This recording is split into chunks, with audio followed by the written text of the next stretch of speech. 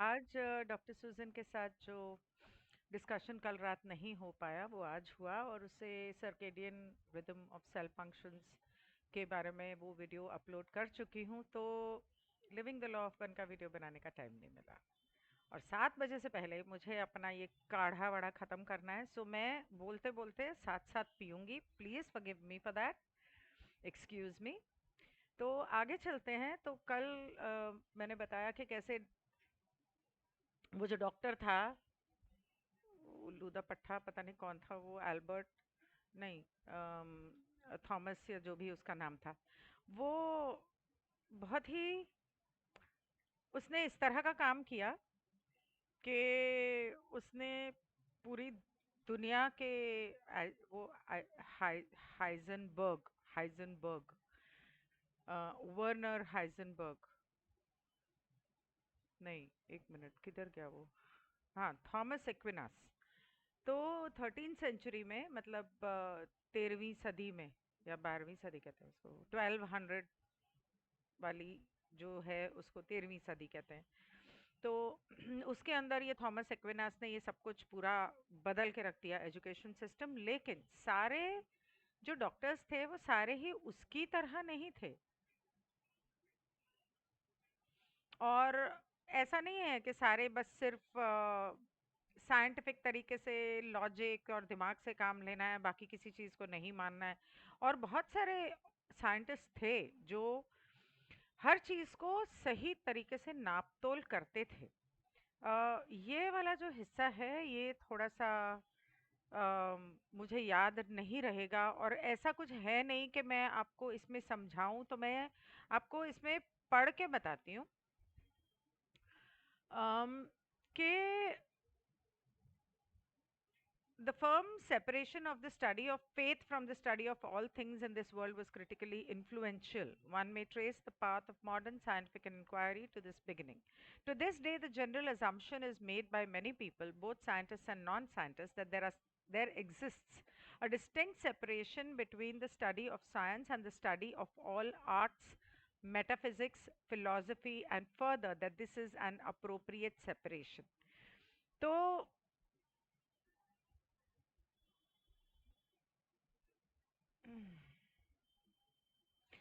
Basically ये जो विभाजन किया गया पढ़ाई लिखाई में, और विज्ञान को धर्म से या विश्वास से अलग किया गया। विश्वास से का बेसिकली मतलब है कि आंतरिक सोच समझ और बाहरी दुनिया, जो नजर आता है और जो नजर नहीं आता है।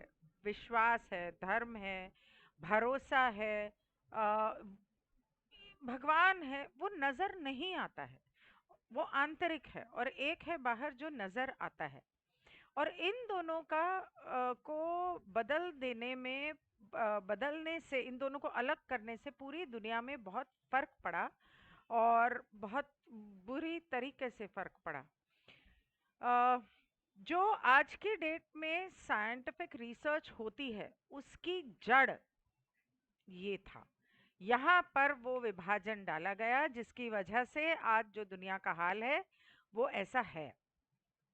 और आम तौर पे आज तक लोग बहुत सारे ऐसे समझते हैं, जो साइंटिस्ट भी हैं और जो साइंटिस्ट नहीं भी हैं।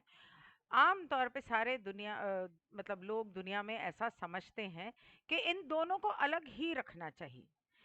ये दोनों का एक दूसरे से कोई ताल्लुक नहीं है, जबकि ये सत्य नहीं है। ब्रह्मांड जो है वो संगीत और ज्योमेट्री, सेक्रेड ज्योमेट्री और मैथ्स के आधार पे बना है, विश्वास के आधार पे बना है, मतलब भरोसा, विश्वास या ईश्वर में प्रेम, उसके आधार पे बना हुआ है। तो दोनों कैसे अलग हैं? लेकिन तब से लेके अब तक दुनिया के लोग तो यही समझ रहे हैं।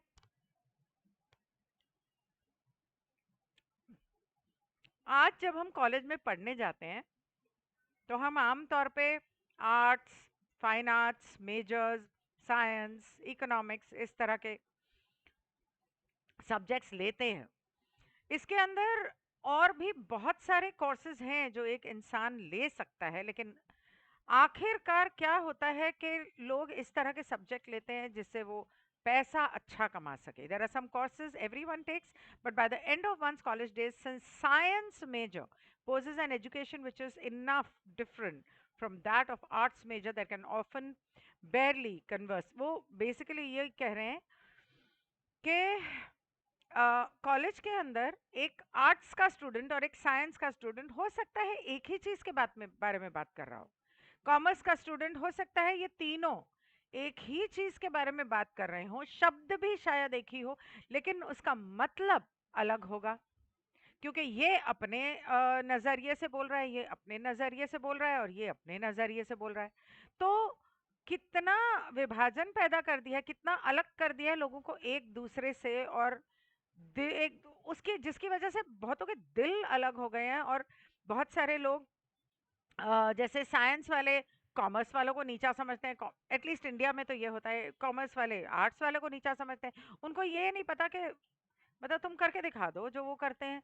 हर कोई अपने आप में स्पेशल है. ऐसा कोई एक दूसरे से अलग नहीं है या हाई नहीं है. बट ठीक है, साइंस और उसका science and it's applications and technology have created the gadgets which have increasingly, आज की डेट में हम लोग जो चीज़ें इस्तेमाल करते हैं, कंप्यूटर, फोन, टेलीफोन, फ्रिज, पंखा, वेबकैम, नाम ले लो, जो भी चीज़ हम इस्तेमाल करते हैं उसका इस बाहरी विज्ञान से गहरा ताल्लुक है. और उसकी वजह से ये चीज़ों का आविष्कार हुआ. और यही वजह है कि इन साइंटिस्ट्स को लोगों ने भगवान बना दिया. और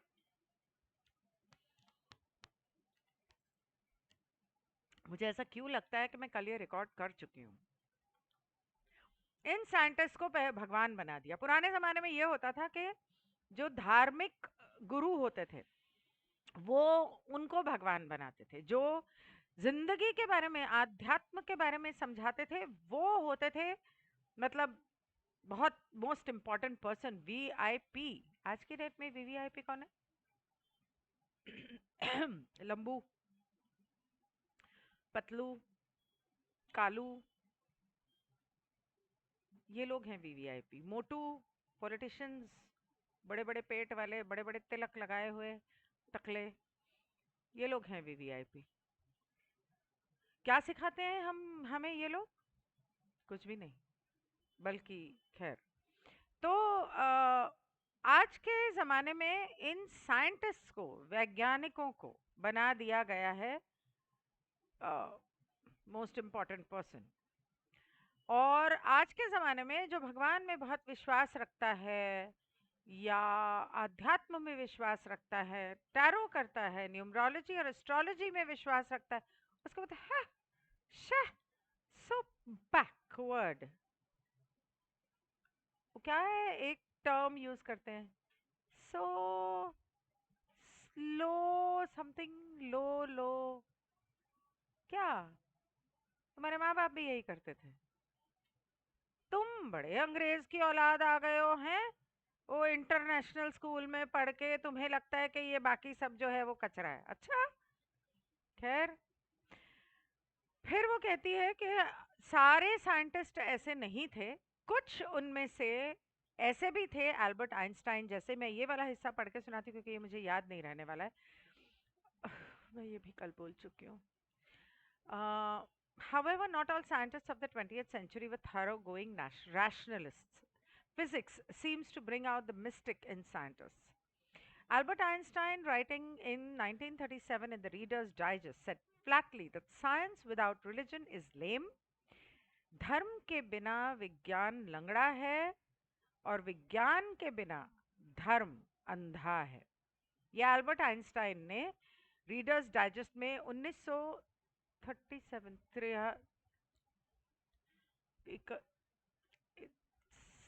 नहीं आता,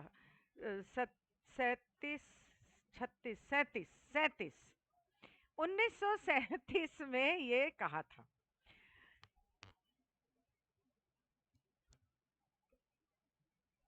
7 बजे से पहले मुझे खत्म करना है खाना, तो सूप पी रही हूँ. कुक्ड फूड 7 बजे के बाद नहीं खाना। मैं कोशिश करती हूँ कि 6 बजे से पहले खा लूँ। सॉरी। तो science without religion is lame, religion without science is blind. He was 80 years ahead of his time in making that statement. His unified look at the two disciples of thought and study was quite prophetic. The classical algebra and geometry that built the ancient. दूसरा वो कहते हैं कि आप science की बातें करते हो।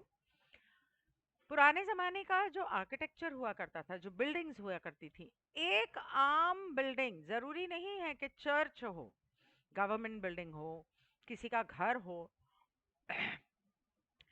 पहली बात तो चर्च, मंदिर, मस्जिद जगह देख के बनाया जाता था। ये नहीं हर गली कोने में, कूचे में, हर जगह कहीं क्रॉस लगा दिया, कहीं मस्जिद बना दी, कहीं मंदिर बना दिया, कहीं मूर्ति रख दी तो मंदिर हो गया पेड़ के नीचे। मतलब क्या, उस जगह की एनर्जी तो देख लो।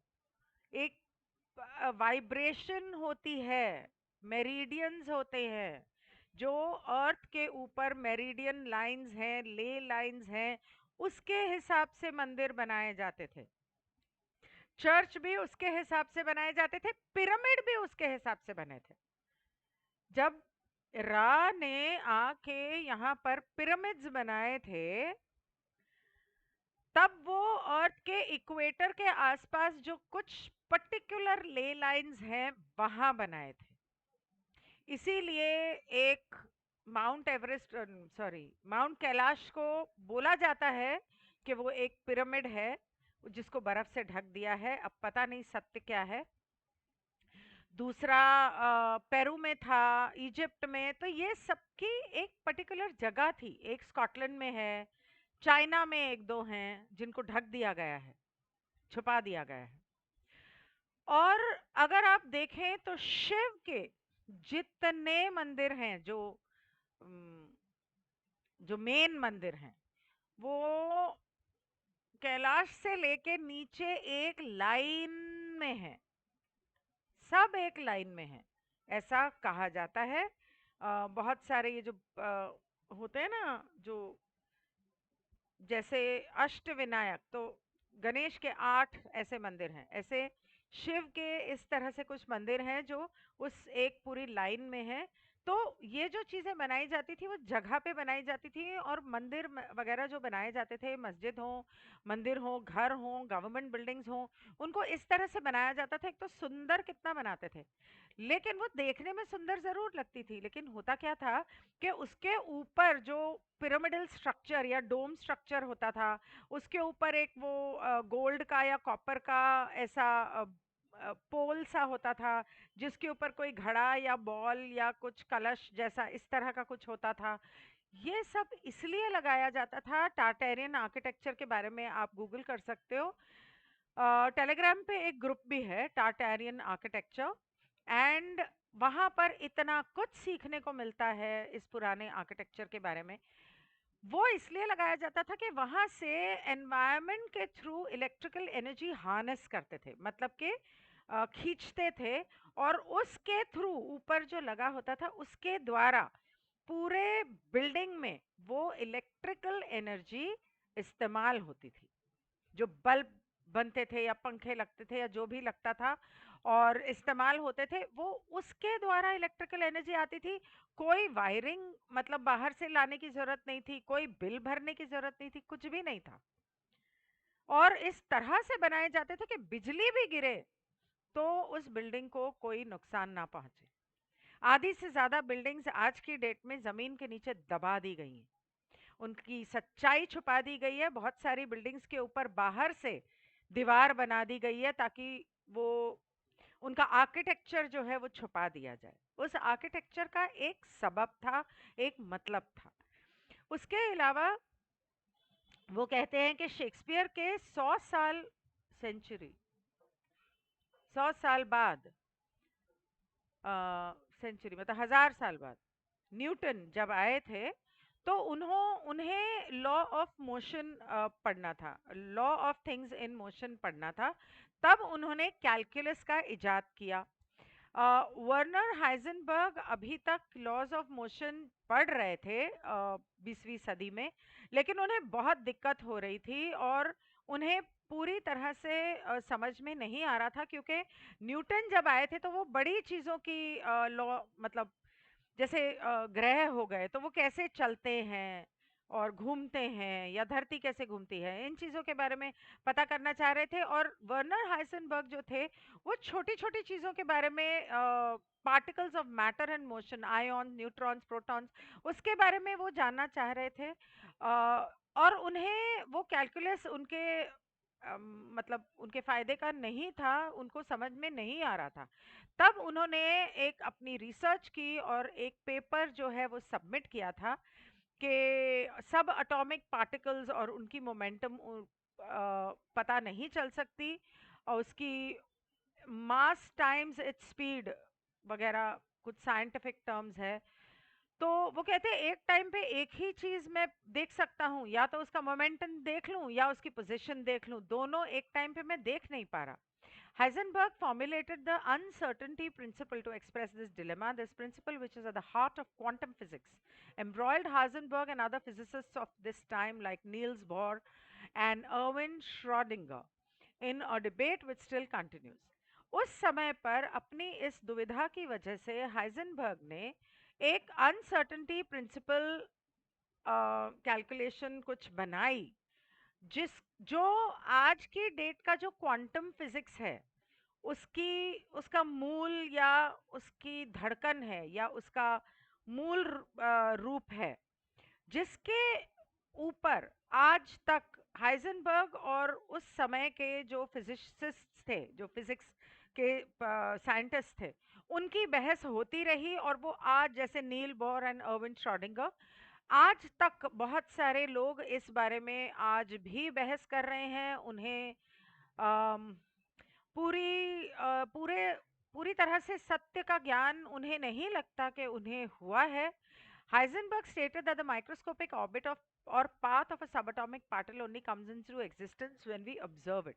Therefore, the observer becomes part of any experiment, since the act of observation cannot be separated from that which is observed. Oh my God! तो हाइजेनबर्ग कहते हैं कि वो माइक्रोस्कोपिक जो चलन है ना सब एटॉमिक पार्टिकल का, एटॉमिक पार्टिकल नहीं, सब एटॉमिक पार्टिकल, वो तब आता है जब हम उसे देखते हैं। और हम जब उसे देखते हैं तो हम उसका एक हिस्सा बन जाते हैं, इसलिए हमें उससे अलग नहीं किया जा सकता। This destroys the classical notion of scientific objectivity. The scientific basis for stating that the entire universe is one unitary thing stems from Heisenberg's uncertainty principle. और इसकी वजह से जो विज्ञान का इन लोगों का इरादा था या मंसूबा था कि हम विज्ञान को धर्म से अलग रखें, वो तहस नहस हो गया। क्योंकि यहाँ पर आके वैज्ञानिक तरीके से हाइजेनबर्ग ने ये प्रूव करके दिखा दिया कि ये पूरा ब्रह्मांड जो है वो एक है। क्योंकि अगर आप उस सब एटॉमिक पार्टिकल को देखने वाले से अलग ही नहीं कर सकते, आप दोनों के होने से ही उसका अस्तित्व है या आपका है, तो आप दोनों एक हो। और जब आप दोनों एक हो तो उसकी वजह से जब उसको आगे जवाब नहीं मिला, क्योंकि भगवान क्रिएटर रचेता वो तो नजर नहीं आता ना, अगर आप कहो कि नजर नहीं आता तो नजर नहीं आता। तो इस वजह से उसको साबित करना बड़ा मुश्किल था। आप सांस लेते हो, सांस को देख थोड़ी सकते हो, पर सांस तो आप ले रहे हो ना।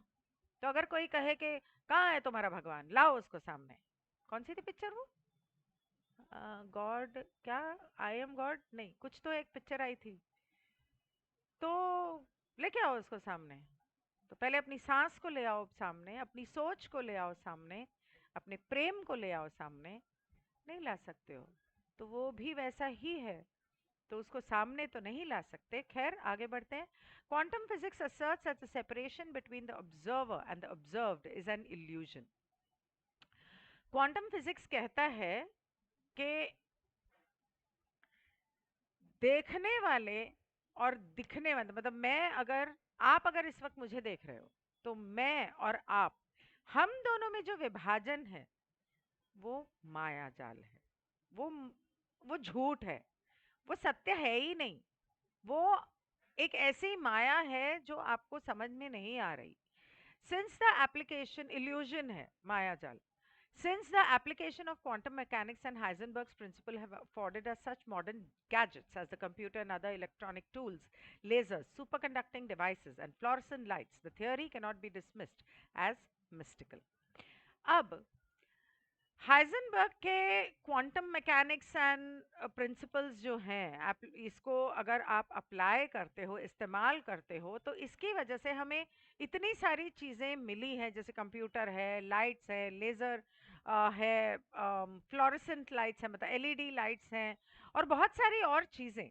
इसलिए ये तो नहीं कहा जा सकता कि ये सब चीज़ें दिखती नहीं हैं या ये सत्य नहीं है। सत्य तो है, उस वो सामने नजर नहीं आता, लेकिन सत्य तो है, उसको झुटलाया तो नहीं जा सकता। जैसे लोग मुझसे पूछते हैं आप टैरो कैसे करते हो, आपको कैसे पता? अब वो सच तो है, और सच तो होता है। कैसे होता है ये मैं नहीं बता सकती, इसका मैं सबूत नहीं दे सकती आपको। मैं आपको सिखा सकती हूँ कि उसे कैसे करना है। बाकी आप उस पे कितनी मेहनत करते हो और अपनी इंट्यूशन जो आपको नजर नहीं आती उसको कितना इस्तेमाल करते हो, उसके ऊपर है। It produces observable, useful results. Thus, scientists already acknowledge the inseparability of the observer and the observed, while not yet acknowledging that the source of this is, in the words of the Confederation, consciousness. मतलब कि चेतना। तो जो वैज्ञानिक हैं, उन्होंने ये तो मान लिया कि कोई भी चीज को अलग जुदा नहीं किया जा सकता, विभाजन नहीं किया जा सकता।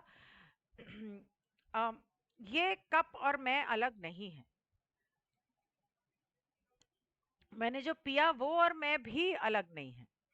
लेकिन वो अब भी ये मान नहीं रहे हैं, while not yet acknowledging that the source of this, लेकिन वो अब भी नहीं मान रहे हैं कि चेतना जैसी कोई चीज होती है। अब ये कॉन्फेडरेशन कहती है कि वो मानना चाहते नहीं है, वो मानते हैं, लेकिन वो पब्लिक से छुपा रहे हैं। उन्हें सब कुछ पता है।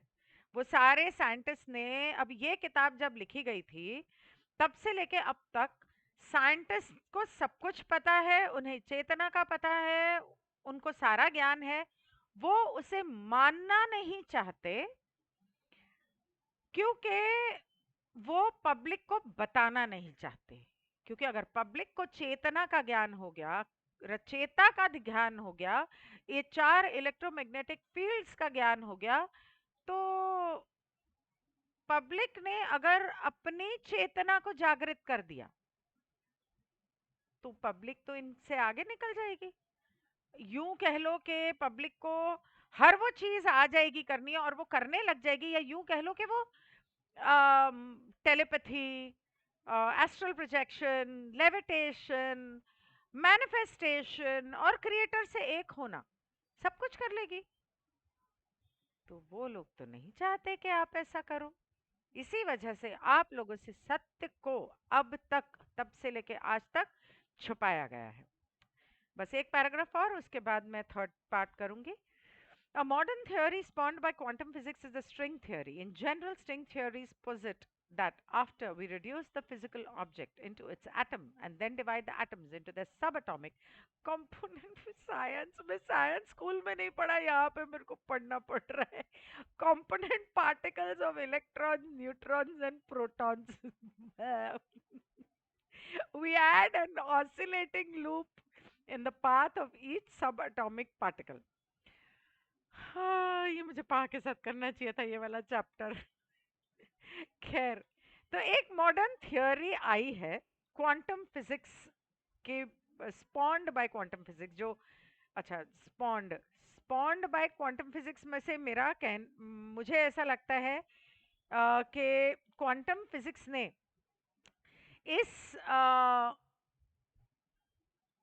क्वांटम फिजिक्स के द्वारा ये एक नई थ्योरी निकली है, जो कहती है कि स्ट्रिंग थ्योरी जो होती है जनरली, मतलब वो कहते हैं कि स्ट्रिंग थ्योरी जो होती है, मतलब स्ट्रिंग थ्योरी मतलब जो एक चीज से दूसरी, दूसरी से तीसरी, तीसरी से चौथी, इस तरह से लाइन से जो एक दूसरे की एक दूसरे को जुड़ी हुई हो।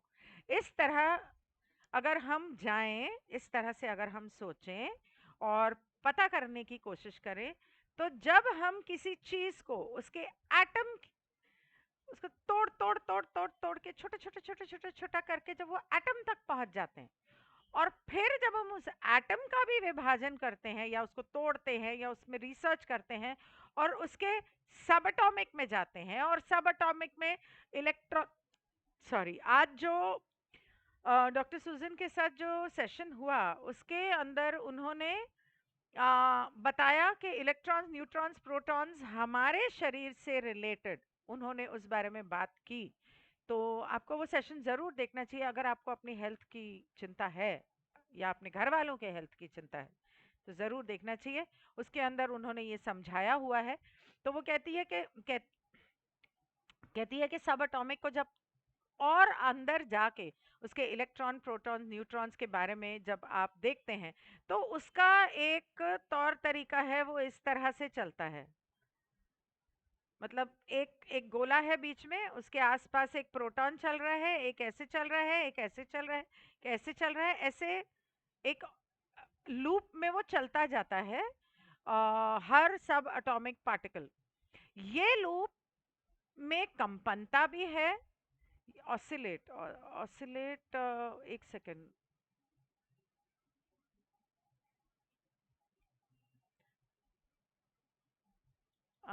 आगे पीछे भी चलता है, मतलब जैसे ये ऐसे गोल भी घूमता है, कभी आगे होता है कभी पीछे होता है, ऑसिलेट भी करता है, ऊपर जाता है नीचे जाता है, आगे पीछे जाता है। तो हर तरह से ये चलते हैं, ये कंपनता भी होती है। और जब हमारा जब हम एक्साइटेड होते हैं, तो वो एक्साइटेड होता है। जब हम अलग अलग, जैसे हमारे अंदर की बात कर रही हूँ, या हमारे आसपास जो चीजें हैं, हमारी इमोशंस, हमारी कंपनता का असर उन चीजों पर भी पड़ता है। एक एक्सपेरिमेंट हुआ था, आप चाहो तो कर सकते हो। 2 जार ले लो, उसके अंदर कुछ भी जो आपने पकाया है उसको डाल लो, और उसमें बड़े दिल से प्यार से आई लव यू बोलो और लिख के पेपर पे चिपका, मतलब पेपर पे लिख के उस पे लेबल चिपका दो। दूसरे पे गाली गलौच, आई हेट यू, इस तरह का लिख के पेपर पे चिपका के आई हेट यू वो रख दो। बाहर ही रखो, फ्रिज में रखने की जरूरत नहीं है। पकाया हुआ नहीं है तो बिना पकाया हुआ ले लो, मतलब जनरली पके हुए चावल लिए थे उन लोगों ने, बट आई लव यू पता चला मैंने बोला और इसके अंदर वो असर हो जाए। तो वैसे ही दवाई पी रही हूँ, काढ़ा। तो वो करके अगर आप रख देते हो, तो आप रोज उसमें फर्क देख सकते हो, एक दिन में क्या फर्क हुआ, दूसरे दिन में क्या हुआ, तीसरे दिन में क्या हुआ। तो इस तरह से उसके ऊपर अ, असर होता है। तो जैसे कि गिटार की जो वो स्ट्रिंग होती है, वो तार होती है ना, सितार की, गिटार की, उसको आप एक ही स्ट्रिंग को अलग अलग मतलब बजाते हो तो उसमें से अलग अलग ध्वनि निकल सकती है, निकलती है, उसे अलग अलग तरीके से, मतलब आपने कहाँ पकड़ा, कैसे बजाया, उसके हिसाब से। The loops vibrating together make harmonic chords of interaction and all of these strings can hook up under the right circumstances.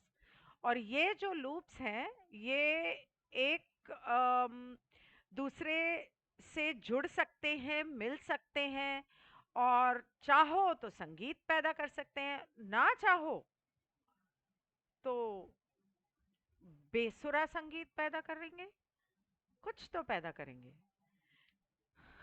Science. जब बचपन में मुझे डॉक्टर बनना था, लेकिन जब 8th स्टैंडर्ड में बायोलॉजी क्लास में मुझे फ्रॉक काटना पड़ा ना, तो मैं साइंस को भूल गई। मुझे ऐसे लगा मैं बेहोश हो जाऊंगी। ओके, तो अब साइंस का अगला जो थर्ड पार्ट है वो कल। I will see you, good night, bye.